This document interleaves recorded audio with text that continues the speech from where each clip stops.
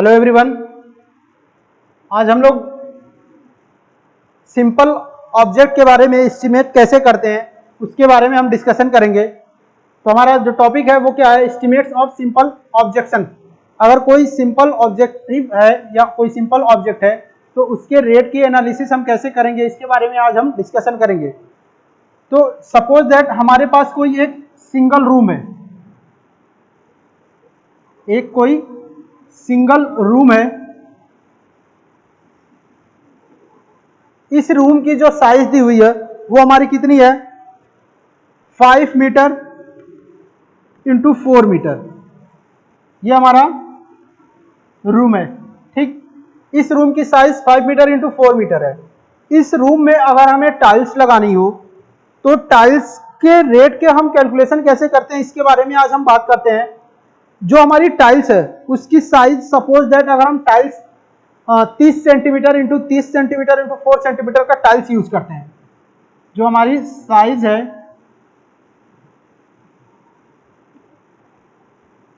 Tiles की जो size है वो कितनी हमारी है, अगर suppose that 30 centimetre into 30 centimetre into 4 centimetre का हमारा टाइल्स है।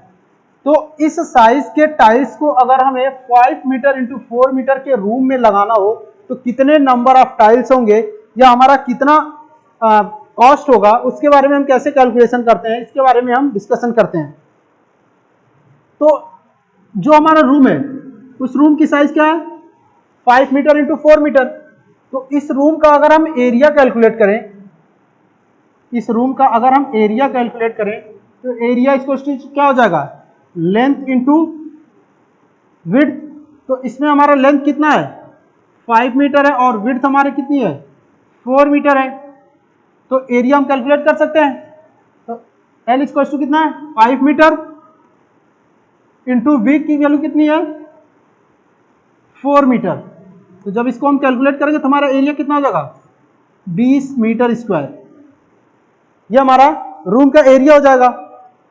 अब नंबर ऑफ टाइल्स कैलकुलेट करना हो, नंबर ऑफ टाइल्स, तो इसके लिए हम क्या करेंगे, जो हमारा रूम का एरिया होगा उस रूम के एरिया में जो हमारी टाइल्स का साइज होगा उस टाइल्स के साइज से हम डिवाइड कर दें तो नंबर ऑफ टाइल्स कितना होगा वो हम कैलकुलेट कर सकते हैं। तो नंबर ऑफ टाइल्स इसको हम क्या लिख सकते हैं, area of room, area of room divided by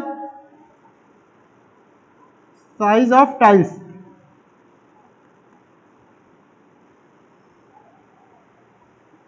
area of room कितना हमने कैलकुलेट किया, 20 मीटर स्क्वायर। अब एरिया जो हमने कैलकुलेट किया वो हमने लेंथ और विड्थ के अकॉर्डिंग कैलकुलेट किया है। तो जब हम टाइल्स का साइज भी लेंगे उसमें भी हम क्या लेंगे, लेंथ और विड्थ ही लेंगे। हमारी लेंथ और विड्थ कितनी है, 30 सेंटीमीटर इंटू 30 सेंटीमीटर है। तो जब हम सेंटीमीटर को मीटर में कन्वर्ट करेंगे तो हम क्या लिख सकते हैं, 0.3 लेंथ इंटू विड्थ 0.3, क्योंकि इसमें हमें थिकनेस से मतलब नहीं है, हमें लेंथ और विड्थ से मतलब है। इसलिए हम लेंथ 0.30 इसको मीटर में कन्वर्ट करेंगे, विड्थ को भी हम मीटर में कन्वर्ट करेंगे 0.30। तो जब इसको हम डिवाइड करेंगे 20 डिवाइडेड बाई 0.30 इंटू 0.30 तो हमारा नंबर ऑफ टाइल्स कितना हो जाएगा, 222 टाइल्स। ये हमारा नंबर ऑफ टाइल्स हो गया, यानी कि 222 टाइल्स जो होगा 5 मीटर इंटू 4 मीटर के रूम में लगेंगे। अब हम इसका अगर कॉस्ट कैलकुलेट करें तो हम मार्केट में क्या करेंगे, एक टाइल्स का जिसकी size 30 metre into 30 centimetre into 30 centimetre into 4 centimetre का जो टाइल्स है इसका रेट क्या है, हमारा इसका रेट क्या है करंट में एक टाइल्स का। तो अगर हम एक रेट का टाइल्स पता कर लें तो एक रेट के टाइल्स को अगर हम 222 टाइल्स में मल्टीप्लीकेशन कर दें तो टोटल कॉस्ट हमें पता चल जाएगी। सपोज दैट हम मान लेते हैं एक कि 400 रुपये 300 रुपये हमारा जो है एक टाइल्स का प्राइस है। तो 222 टाइल्स का कितना होगा, हम मल्टीप्लाई करेंगे 222 इंटू 300, जो वैल्यू आएगी वो हमारा क्या हो जाएगा, उस टाइल्स 222 टाइल्स का रेट हो जाएगा। तो इस तरीके से हम किसी भी रूम में कितने नंबर ऑफ टाइल्स लगाने हो और उसका कॉस्ट कैसे कैलकुलेट करेंगे, ये हम कैलकुलेशन कर सकते हैं।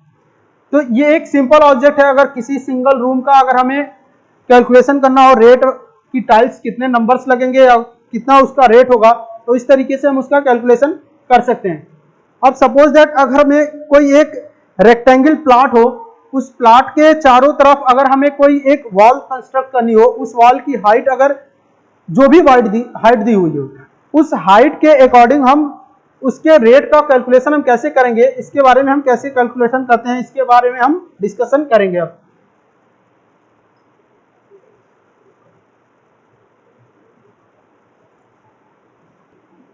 अब हम नेक्स्ट बात करते हैं कि अगर हमारे पास कोई एक आयताकार या रेक्टेंगल एरिया है, इस एरिया की साइज जो है 60 मीटर इंटू 30 मीटर है। इस रेक्टेंगल एरिया में अगर हमें 1.5 मीटर हाइट का एक वॉल कंस्ट्रक्ट करना हो, 1.5 मीटर हाइट का वॉल कंस्ट्रक्ट करना हो, और जो हमारा पर मीटर कंस्ट्रक्शन चार्ज आता है वो हमारा अगर 1200 रुपये है, 1200 रुपये पर मीटर कंस्ट्रक्शन चार्ज, पर मीटर कंस्ट्रक्शन चार्ज है, तो पूरे एरिया में 1.5 मीटर हाइट का वॉल बनाने में टोटल कितना चार्ज आएगा, इसका हम कैलकुलेशन करेंगे। तो इसका हम कैलकुलेशन कैसे करते हैं, तो सबसे पहले हमारा जो एरिया है, तो एरिया का अगर हम पेरीमीटर कैलकुलेट कर लें, परिमाप जो होता है वो कैलकुलेट कर लें, तो हम टोटल कॉस्ट कैलकुलेट कर सकते हैं। तो पेरीमीटर कैलकुलेट करने के लिए हम क्या लिख सकते हैं, 2 इंटू लेंथ प्लस विड्थ। अब जो हमारा एरिया, सपोज दैट इसमें हम एक चीज और इसमें बता देते हैं कि अगर हमें एक 4 मीटर का एक वॉल गेट लगाना हो, ये हम अगर 4 मीटर का एक गेट लगाते हैं, तो जहां जो हमारा गेट होगा, जहां पे हमारा गेट होगा वहां पे हम कोई मटेरियल तो यूज करेंगे नहीं, जहां पे हम गेट लगाएंगे वहां पे हम कोई ब्रिक वर्क नहीं करेंगे। तो उसको हम क्या करेंगे, जो 4 मीटर का साइज है उसको हम इसमें से क्या कर देंगे, अगर माइनस कर देंगे तो टोटल हमें पेरीमीटर पता चल जाएगा कि हमारा टोटल पेरीमीटर कितना होगा। तो इसको जब हम वैल्यू पुट करेंगे, 2 इंटू लेंथ हमारी कितनी है 60 प्लस विड्थ है 30 माइनस 4 मीटर, जब इसको हम सॉल्व करेंगे हमारी वैल्यू क्या आ जाएगी, 180 मीटर माइनस 4 मीटर, यानी कि 176 मीटर। ये हमारा पेरीमीटर हो जाएगा, जो हमारा प्लॉट है उसका पेरीमीटर हो जाएगा 176 मीटर।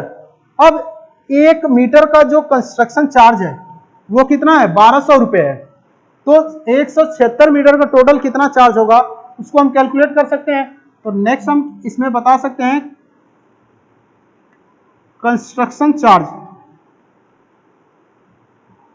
कंस्ट्रक्शन चार्ज टोटल हमारा पेरीमीटर कितना 176 मीटर इंटू 1 मीटर का चार्ज कितना 1200 रुपये। जब इसको हम मल्टीप्लाई करेंगे 176 इंटू 1200, तो हमारा टोटल कॉस्ट कितना आ जाएगा, 2,11,200 रुपये।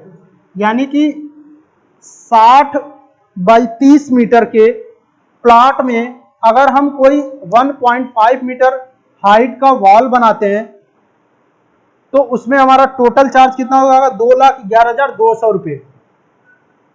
इसमें क्या है, जो हमारा गेट का साइज होगा उस साइज को पेरीमीटर से अगर हम घटा देंगे तो हमारा कितना पेरीमीटर परिमाप होगा ये हमें पता चल जाएगा, और उसके बाद हम पर मीटर जो हमारा चार्ज होगा उससे मल्टीप्लाई कर लेंगे तो टोटल कंस्ट्रक्शन चार्ज हमें पता चल जाएगा कितना लगेगा 60 मीटर इंटू 30 मीटर के प्लॉट में।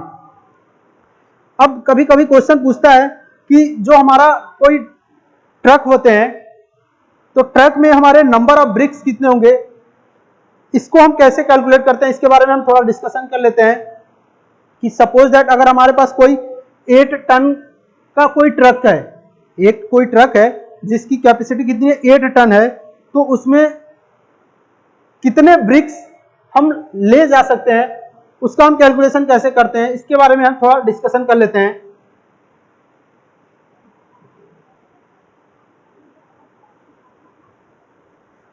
सपोज दैट कोई एक हमारे पास ट्रक है, तो उसकी कैपेसिटी जो है, कैपेसिटी ट्रक की जो है 8 टन की है,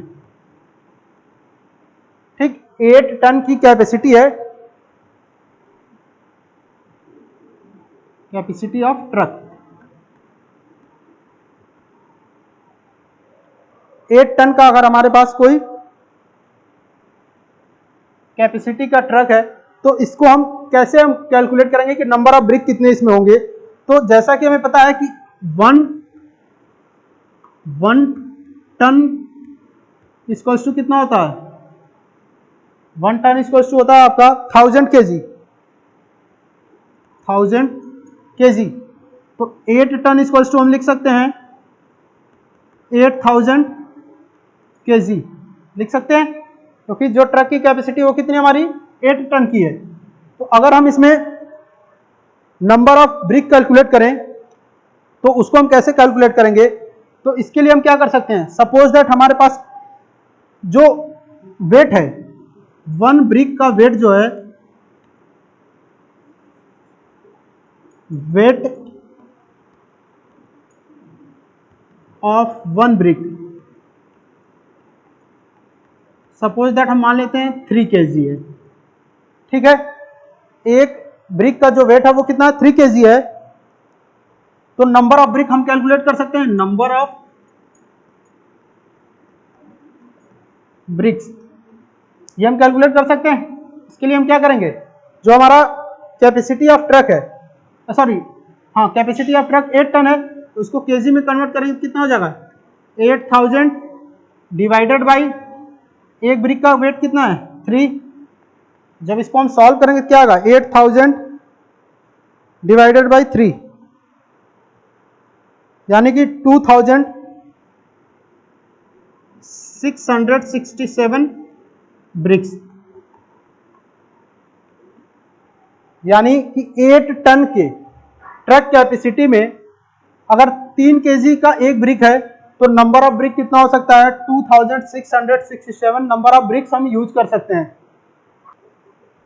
इस तरीके से हम नंबर ऑफ ब्रिक कैलकुलेट कर सकते हैं। अगर ये कैपेसिटी 6 टन हो जाएगा तो हम क्या करेंगे, टन को हम केजी में कन्वर्ट कर लेंगे और एक ब्रिक का वेट कितना है ये हम कैलकुलेट कर लेंगे। उसके बाद नंबर ऑफ ब्रिक हम बता सकते हैं कि जो हमारा ट्रक की कैपेसिटी है उस कैपेसिटी के अकॉर्डिंग उस ट्रक में कितने नंबर ऑफ ब्रिक को हम ले जा सकते हैं। सपोज दैट अगर हम यहां वेट ऑफ ब्रिक ले लेते हैं 2.75 केजी, तो इसके लिए हम क्या करेंगे, जो हमारा 8 टन की कैपेसिटी का ट्रक है उसको हम केजी में कन्वर्ट कर लेंगे और जो हम 3 से डिवाइड किए तो उसमें हम क्या करेंगे, उसकी जगह पे 2.75 से डिवाइड कर देंगे। तो जब इसको हम डिवाइड करेंगे तो हमारी वैल्यू क्या आ जाएगी 2909 ब्रिक्स।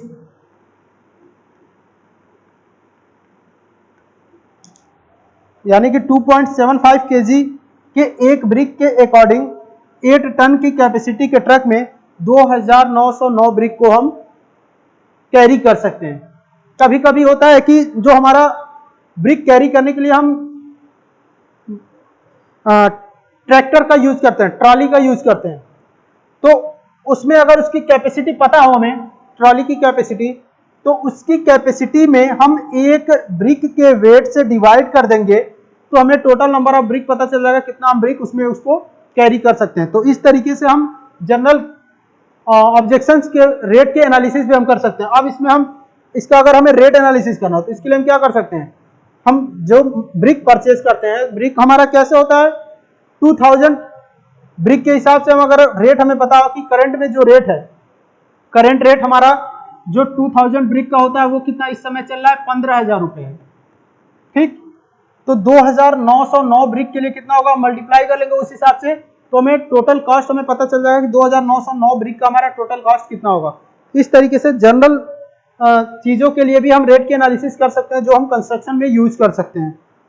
Thank you.